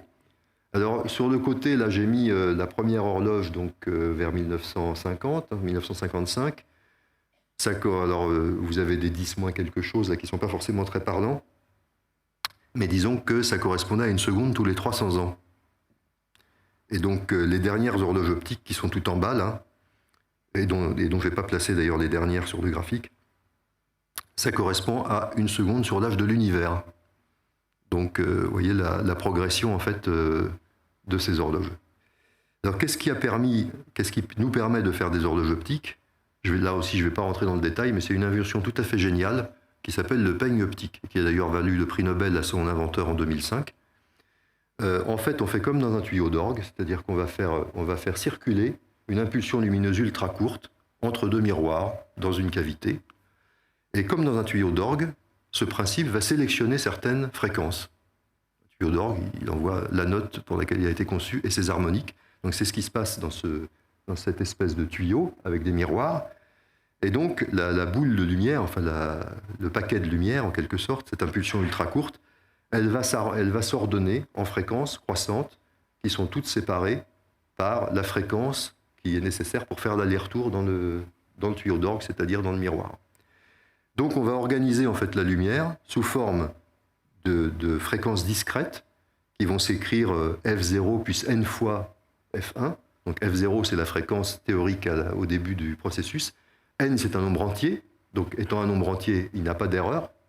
Et puis F1 c'est la fréquence de circulation de la boule de lumière dans le tuyau. Et si le tuyau fait 15 cm, l'aller-retour fait 30 cm, et la lumière fait ça 1 milliard de fois par seconde. Donc cette fréquence qui est factorisée par n, là, c'est une fréquence finalement radio. Donc une fréquence comme celle des horloges atomiques. Donc si je connais F0, si je peux connaître F0 et la fréquence avec deux horloges atomiques qui vérifient chacune de ces deux fréquences, si je détermine le nombre entier, j'ai finalement dompté l'énorme fréquence des radiations lumineuses.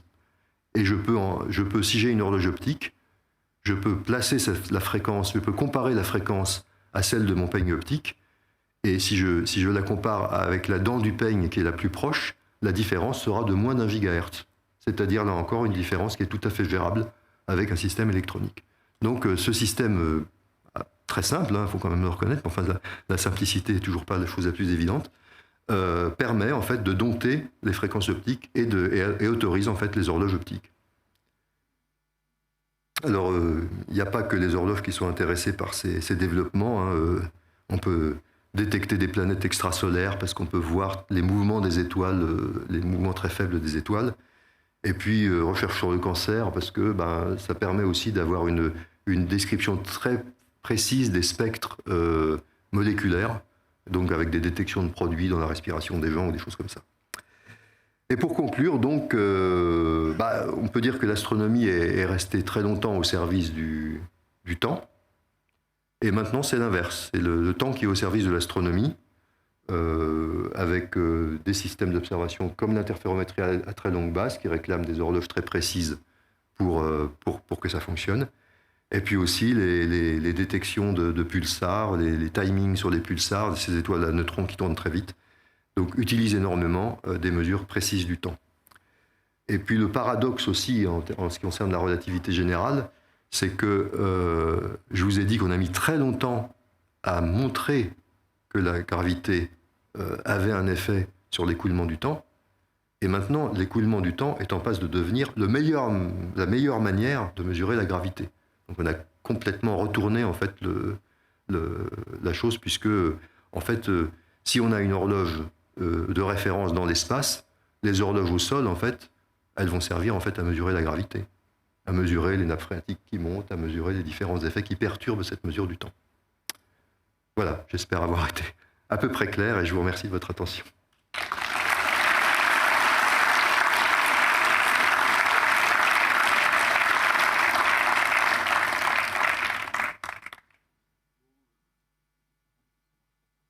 Ça marche peut-être ? Non, mais c'est bon. Bon, bah, écoute, merci Didier pour cet exposé très complet et puis de nous avoir permis de côtoyer un peu des prix Nobel, là. Il y en a eu tout le long de l'exposé, de manière quand même relativement accessible, mais je suis sûr qu'il y a encore des tas de zones mystérieuses, des zones d'ombre qui vont susciter des questions, donc on a du temps là pour des questions. C'est le cas de le dire, donc c'est le moment ou jamais, là, profitez, là, on a quand même un spécialiste, là, et allez-y, donc là... Qui se lance sur la première question? Toujours un petit peu le démarrage qui est difficile. Ah. Ouais.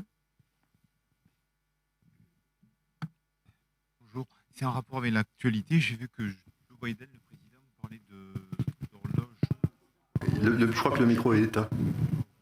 Allô? Oui. J'ai vu que par rapport à l'actualité, que Joe Biden parlait sur la Lune d'horloge, justement, il voulait qu'il y ait une mesure du temps. Je ne sais pas si je crois que ça a 2 jours. Oui.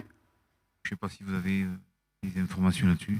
Non. Enfin, Joe Biden, c'est pas en rapport avec le vieillissement, non, c'est... Ça aurait pu. Oui. Alors, en fait... Mais c'était par rapport... C'était par je suis pas... Oui. Par rapport aux missions Artemis, en fait. Une mission lunaire. Oui. Alors là, est-ce que je suis un peu... Bon, je vais être un peu iconoclaste. La Lune, en fait, elle est très importante pour les affaires de relativité générale, parce qu'en fait, on mesure constamment son éloignement.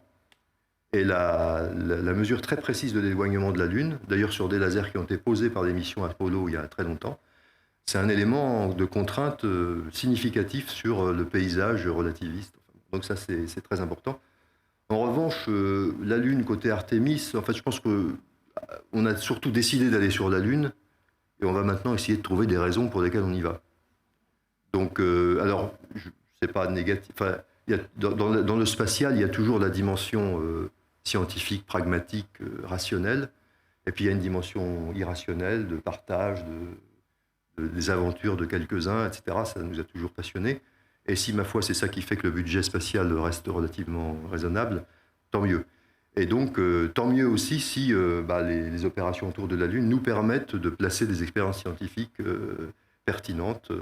Et comme les scientifiques sont des gens très imaginatifs, je ne doute pas qu'à partir peut-être d'un intérêt pas très clair, on arrivera à trouver des intérêts scientifiques en dehors de l'intérêt que je mentionnais de partage de l'aventure. Mais pour moi, la Lune, c'est surtout au niveau du sujet dont on parlait, c'est surtout les expériences de laser. Alors, il y a des propositions quand même de détection d'ondes gravitationnelles sur la Lune. Enfin, il y a encore une fois, à partir du moment où on va sur la Lune, c'est pas forcément l'endroit qu'on aurait choisi, mais dans la mesure où on y va, on peut avoir des concepts d'expérience, je pense, qui sont intéressants.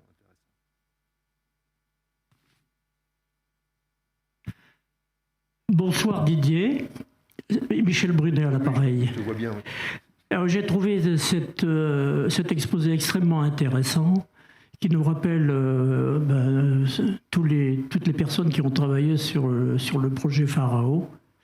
Alors, j'ai deux questions. Ça concerne en fait l'énorme difficulté d'évaluer la performance de l'horloge Pharao une fois qu'elle est en orbite. Parce que le maser à hydrogène, il donne la référence sur de court terme, sur des temps jusqu'à 1000 secondes, mais après, c'est l'horloge Pharao qui prend le relais. Donc, en orbite, on n'a aucun moyen de vérifier la performance de Pharao. Donc, il est absolument extrêmement important de savoir évaluer l'horloge Pharao à partir des horloges qui sont au sol. Et là, on n'est pas très bien. Parce que 10-16, une stabilité de 10-16, j'ai fait un petit calcul, ça fait, sur un passage de 5 minutes, ça fait une variation de 0,24 picosecondes. C'est quand même très peu. Et sur 24 heures, j'ai calculé, ça fait 5 picosecondes. Donc, en plus, l'horloge, l'ISS, n'est pas en visibilité depuis les stations au sol, et les liaisons laser et les liaisons micro-ondes, il me semble qu'on n'est pas encore à ce niveau de performance. En plus de ça, l'ISS, il faut rehausser l'orbite tous les 90 jours. Et donc, la vraie question que je me pose, moi, j'ai travaillé pas mal là-dessus avec toi, avec d'autres, c'est comment vraiment on va évaluer la performance à 10-16 de Pharao, une fois en orbite, par rapport aux horloges au sol qui sont aujourd'hui nettement plus performantes. Oui, alors c'est la clé, hein, puisque comme on l'a dit, ça ne sert à rien d'avoir un temps extraordinaire dans l'espace si on n'est pas capable de le transmettre. Et donc un point clé de ces sous-systèmes qui entourent Pharao dans le projet ESA de ACES, c'est le lien micro-ondes. Alors il y a aussi effectivement un laser, mais qui semble-t-il est un petit peu moins performant et un petit peu plus difficile à utiliser. Mais c'est le lien radio, donc, dont la performance est effectivement essentielle pour comparer Pharao aux horloges au sol. Toutes les horloges atomiques, enfin les principaux centres de spécialistes d'horlogerie atomique au sol, recevront des terminaux spécifiques de l'horloge Pharao qui leur permettra donc de comparer leur temps à ceux de Pharao et le résultat scientifique viendra de cette comparaison. Donc effectivement, comme tu le soulignes, on parle de picomètres, de picosecondes, de choses extrêmement...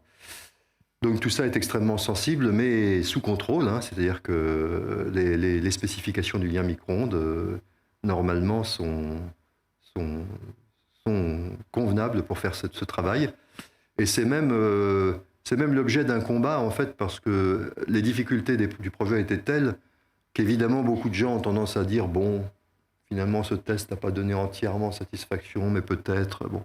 Et là, effectivement, on est très rigide sur la performance de ce lien micro-ondes. On ne tirera pas l'horloge tant qu'il n'aura pas démontré finement, dans son test final qu'il est capable de faire le travail.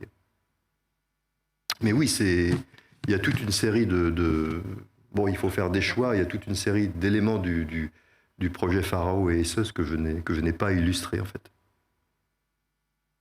Merci.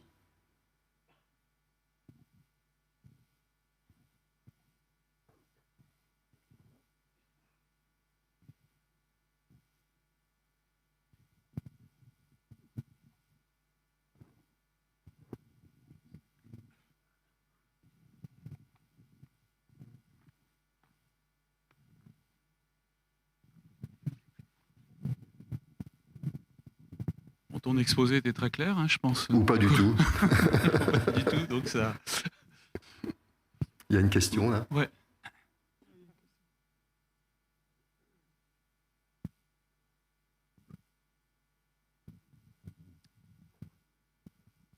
Merci, bonsoir et merci pour cet exposé. Une question sur la date de lancement prévue pour Pharao. Vous avez dit que c'était un long programme, mais quand est-ce qu'on va voir cette horloge atomique fonctionner? Alors normalement, c'est une horloge qui doit être lancée au vide, hein, puisqu'elle va être en fait, elle n'est pas lancée dans elle a beau être lancée vers la station spatiale, elle est faite pour fonctionner au vide. Elle va voyager au vide aussi, donc elle va voyager dans la soute d'une capsule Dragon de SpaceX. Et donc le projet prévoit de terminer l'intégration de l'horloge en décembre de cette année. On a des dates de tir qui fluctuent, donc elles étaient auparavant de la fin de cette année, elles sont passées au tout début de l'année prochaine, mais ça c'est pas pour des raisons de retard du projet, c'est pour des raisons de fluctuation des plannings des lanceurs. Et donc il faut absolument pas qu'on rate ce tir d'ailleurs, parce qu'il faut une configuration particulière de la capsule Dragon qui ne vole pas très souvent. Donc il faut absolument qu'on garde ce créneau. Je sais pas si je réponds bien à la question.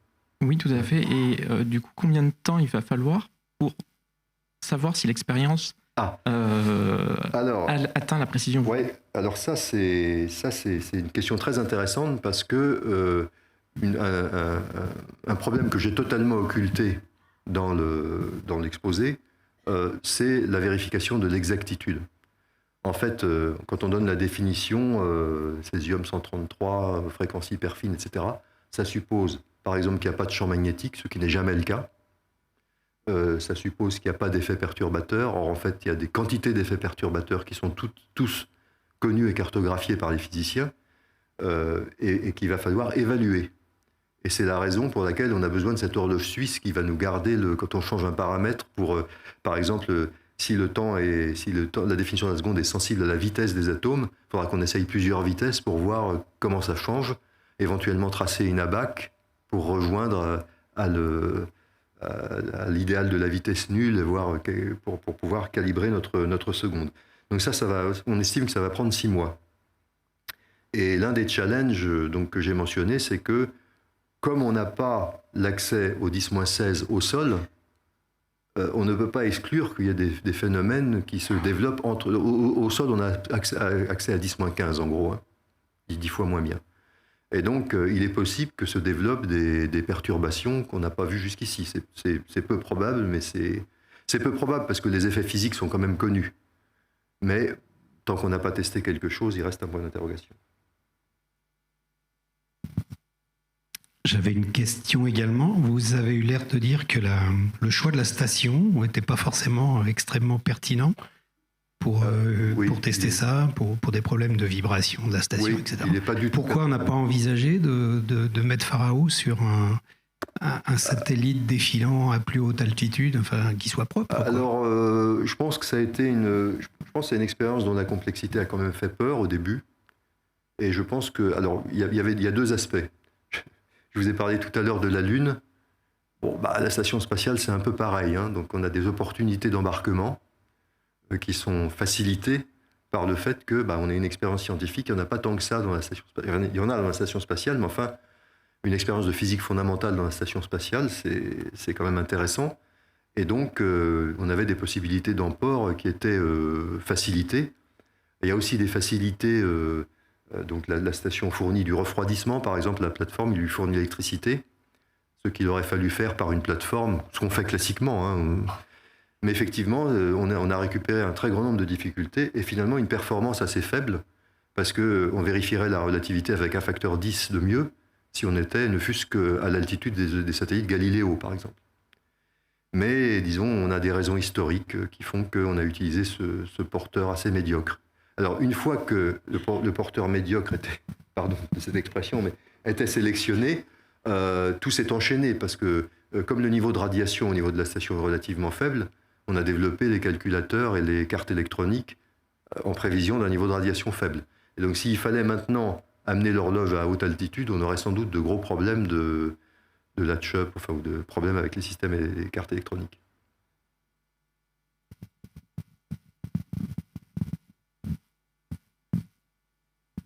Bonsoir, merci pour la présentation. Donc, j'ai 2 questions. Voilà. Donc la première en fait, c'est par rapport à la définition de la seconde elle-même, est-ce qu'elle ne suppose pas l'actualisation aussi des autres constantes physiques, typiquement la vitesse de la lumière par exemple? Si on doit redéfinir la seconde, est-ce qu'on ne change pas quelque part ces constantes? Et deuxième question qui est très différente, est-ce que le déploiement d'un système comme Pharao dans l'espace n'est pas affecté par les vulnérabilités dues à l'exposition dans l'espace, typiquement géopolitique? Donc merci. Alors, pour la première question, c'est vrai que toutes les mesures se réfèrent à la mesure de temps maintenant. Et effectivement, le mètre, par exemple, n'est plus défini. Il était auparavant défini comme un certain nombre de longueurs d'onde d'une autre fréquence hyper fine, quelque part, je ne me souviens plus du détail. Et puis, il est maintenant défini comme un certain temps à la vitesse de la lumière. Et donc, effectivement, si vous modifiez la définition du temps, vous modifiez forcément, quelque part, la définition du mètre aussi. Mais c'est un petit peu comme dans l'informatique, c'est-à-dire que vous êtes toujours en compatibilité ascendante. C'est-à-dire que votre mesure sera toujours meilleure que la précédente. Et donc, du coup, le mètre, lui, ça ne lui fait ni chaud ni froid de devenir plus précis à cause du fait que le temps devient lui-même plus précis. Alors après, sur des questions très différentes de géopolitique, bon, la grosse menace sur l'horloge Pharao, c'est la fin de la station spatiale, mais qui a été prolongée plusieurs fois. Et il n'y a pas tellement de problèmes géopolitiques sur la station spatiale, puisque bon, les tensions actuelles, finalement, dans la station spatiale, restent à un niveau relativement modeste. Hein. Il y a encore récemment une astronaute américaine qui est montée sur un Soyouz et qui a rejoint la station spatiale, et des astronautes russes aussi qui redescendent avec le système Dragon. Donc pour le moment, touchons du bois, on n'a pas... Les colères terrestres ne sont pas montées encore jusqu'à la station spatiale.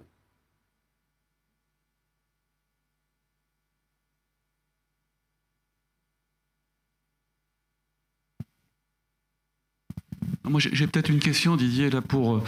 Est-ce qu'au niveau international... Ah, pardon. Non, mais vas-y. Non, la question que je me posais, là, c'est est-ce qu'au niveau international, il y a des velléités, un peu de projets similaires, là, pour aller chatouiller mieux que le 10-16, ou est-ce que finalement Pharao restera un peu un projet européen assez original et assez unique là, dans l'histoire de la... Alors, en fait, comme pratiquement dans tous les domaines, il y a les Chinois. Alors, les Chinois, en fait, ont un projet d'horloge atomique. Ils l'ont même mis dans l'espace. Si mes informations sont exactes, le responsable du temps à l'Académie des sciences de Chine est un ancien thésard du proposant de l'horloge Pharao. Donc, il est tombé dedans quand il était petit, si j'ose dire. Et évidemment, compte tenu des atermoiements du projet et aussi l'aspect européen qui ne facilite pas toujours les prises de décision rapides, en fait, les Chinois ont mis cette horloge en orbite. Elle est déjà en orbite. Alors, on avait effectivement la crainte qu'on voit sortir un papier dans Nature ou dans Science avec une violation, etc. En fait, je pense que les Chinois ont fait un peu l'inverse de nous. C'est-à-dire que les physiciens côté français, en fait, ou européens, ils ont défini très complètement le schéma, par exemple, d'étalonnage, ce qu'on parlait tout à l'heure sur l'exactitude, les effets perturbateurs de l'exactitude. Et donc, en principe, Pharao, si ces spécifications sont respectées, va donner relativement naturellement, on va calibrer les opérations d'étalonnage sont déjà prévues, on sait exactement ce qu'on va faire, et à moins de découvrir un effet nouveau, disons, la route est relativement bien balisée. Je pense, on n'a aucune information, donc c'est purement de ma part une spéculation, je pense que les Chinois ont fait l'inverse, c'est-à-dire qu'ils ont envoyé l'horloge d'abord, en se disant que, en ayant une expérience pratique, ils pouvaient peut-être arriver à réaliser l'étalonnage, disons, sur site, quoi, pas expérimentalement. Bon, il y a des tas d'exemples où l'une est proche ou l'autre est préférable. Pour le moment, on n'entend pas parler des Chinois et leur horloge est déjà en orbite depuis 1 an et demi. Je crois qu'il y avait une question par là. Oui, bonsoir et merci. Est-ce qu'il y aurait un intérêt de placer, à supposer qu'il y ait des budgets, l'horloge au point de Lagrange? Alors en fait, pour ce qui concerne la relativité générale, la question c'est le potentiel de gravité. Le potentiel de gravité, en fait, si vous êtes, je crois que j'avais calculé ça, il me semble, la différence de potentiel de gravité si vous êtes 0 à la surface, si vous êtes à 100 à la surface du sol et je vais dire une bêtise. Si vous êtes à 100 à la surface du sol et à 0, vous êtes toujours dans le champ gravitationnel du Soleil, mais vous êtes débarrassé du champ gravitationnel de la Terre, donc typiquement à 1 million de kilomètres de la Terre, par exemple. Ben, en fait, vous allez, à la station spatiale, vous allez, je crois, avoir à peu près 7% de ce potentiel. Au niveau de l'orbite géostationnaire, vous serez à 87% de ce potentiel. Et donc, peut-être au point de Lagrange, vous êtes à 100%, mais vous allez très peu améliorer votre mesure en vous éloignant beaucoup. En fait, l'essentiel de la diminution du potentiel de gravité est déjà fait bien avant d'aller aussi loin que le point de Lagrange. Le point de Lagrange, il est à 1,5 million de kilomètres. Donc c'est vrai qu'on utilise beaucoup, parce qu'il y a des caractéristiques de stabilité, notamment pour les observatoires astronomiques. Mais disons, si ce n'est pas utile d'aller à cette distance, on préfère ne pas y aller.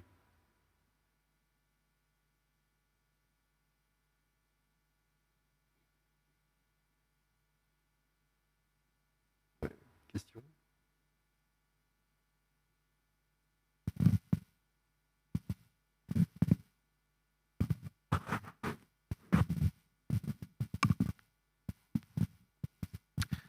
Oui, vu que Pharao a été construit il y a 10 ans à peu près, assemblé même déjà, et livré donc à l'ESA, quelle est sa durée de vie en orbite?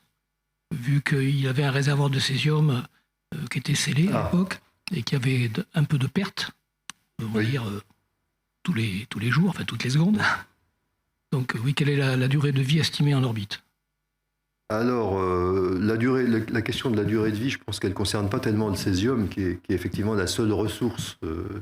Pour vous donner un petit exemple, parce que le film était assez succinct sur le sujet, le césium, c'est un métal qui fond à 29 degrés, je crois, un métal alcalin, qui s'enflamme spontanément dans l'air, c'est pas du tout un métal sympathique.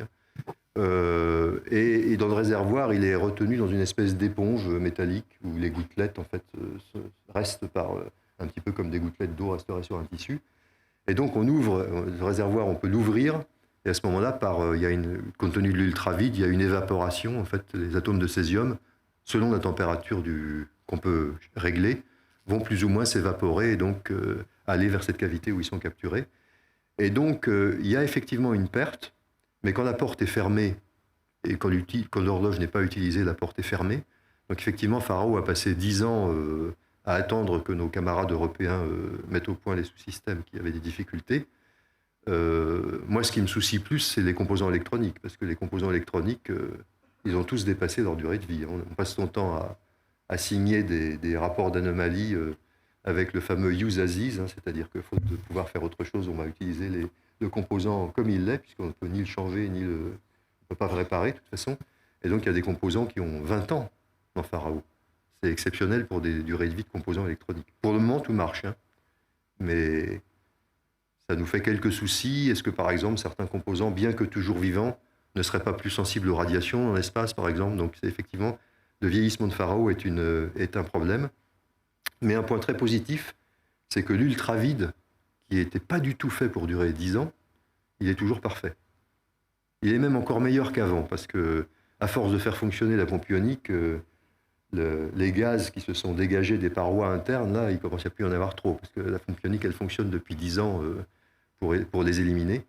Et donc, alors si vous vous demandez comment la pompe ionique les élimine, en fait, la pompe ionique, c'est un très gros champ électrique. Elle prend un atome, elle le balance dans une paroi, il descend, il franchit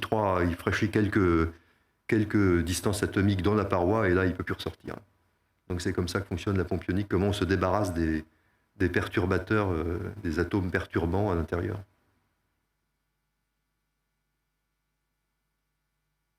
Donc oui, il y a des incertitudes, hein, mais pas trop sur le césium, parce qu'on a une horloge un peu similaire, l'horloge de la fontaine atomique mobile, donc, que tu connais, on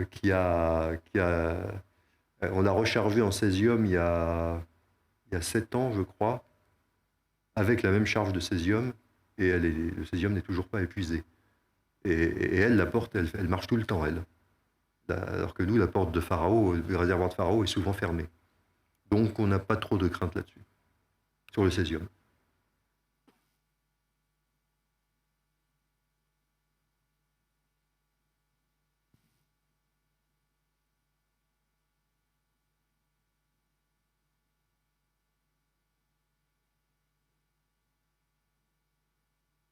Plus de questions.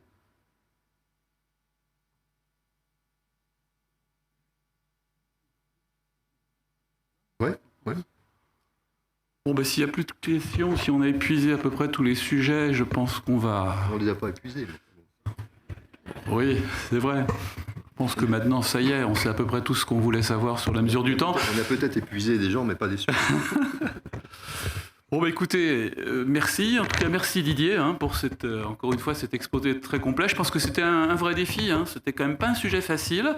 D'habitude, nos sujets sont quand même très illustrés. Là, finalement, il a fait des efforts, mais il n'y avait pas tant que ça. Par contre, son exposé était quand même très didactique, et je pense que oui, on nous a apporté quand même beaucoup d'informations là sur, en gros, l'évolution de la mesure du temps et sur le futur. Bon, merci. Merci à vous aussi d'être venus nombreux. C'était pas évident non plus. Le sujet n'était pas forcément très mobilisateur, mais je vois qu'il a un certain succès. Que vous dire Ah oui, d'accord. Vous rappelez effectivement qu'on compte sur vous pour adhérer à l'association des Amis de la Cité de l'Espace. C'est un peu grâce aussi à vos adhésions et à votre soutien qu'on arrive à organiser un peu tous ces événements. Donc les prochains événements en conférence, là, vous les avez à l'écran. Donc prochain rendez-vous, alors c'est le 23 avril, donc ça c'est à la médiathèque, José Cabanis à Toulouse, là. Donc c'est un événement là qui est organisé là par nos amis de l'Académie de l'air et de l'espace, donc qui vous permettra effectivement de découvrir un peu le CSG, en gros, et sans doute son plan de charge, ses évolutions. Donc l'exposé sera fait par Marianne Claire, là, qui en était encore récemment la directrice. Et notre prochain rendez-vous ici à la Cité de l'Espace, donc ce sera le lendemain, le 24 avril, donc avec une table ronde là qui sera la deuxième partie d'une table ronde qui avait été organisée l'an dernier là sur la question effectivement de la place des femmes là dans le milieu scientifique. Donc la table ronde numéro 1 avait un peu pour objectif de poser le constat, et cette table ronde a un peu pour objectif d'essayer de proposer un peu des solutions là, de façon effectivement à améliorer un peu cette situation d'inégalité homme-femme dans ces milieux-là. Donc voilà, écoutez, c'est tout ce que je voulais vous dire. Je vous souhaite une bonne soirée. Encore merci à vous, et puis je pense qu'on peut vraiment applaudir Didier.